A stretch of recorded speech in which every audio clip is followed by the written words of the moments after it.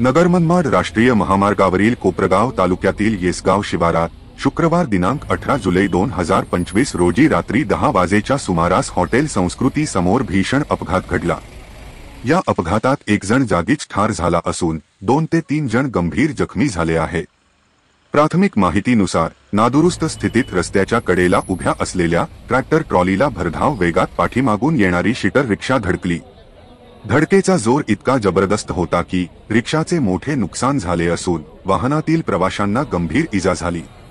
या भीषण अपघातात वाल्मिक नाना घनघाव वय 60 वर्ष राहणार पिंपळस तालुका निफाड जिल्हा नाशिक यांचा जागीच मृत्यू झाला।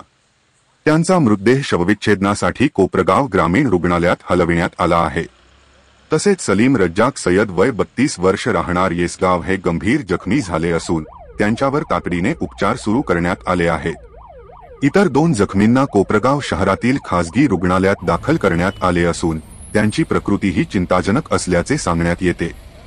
अपघाताची माहिती मिळताच कोपरगाव तालुका पोलीस ठाण्याचे कर्मचारी तत्काळ घटनास्थळी दाखल झाले। पोलीस निरीक्षक संदीप कोळी यांच्या मार्गदर्शनाखाली पोलीस कॉन्स्टेबल रमेश झडे हे पुढील तपास करीत आहेत। या घटनेमुळे परिसरात हळहळ व्यक्त केली जात आहे। तसेच रस्त्यावर अपघातग्रस्त वाहने वेळेवर हटविण्यात अपयश आल्याने अनेक प्रवाशांनी प्रशासनावर नाराजी व्यक्त केली आहे। व्हिजन प्लस न्यूजसाठी हाफिज शेख, कोपरगाव।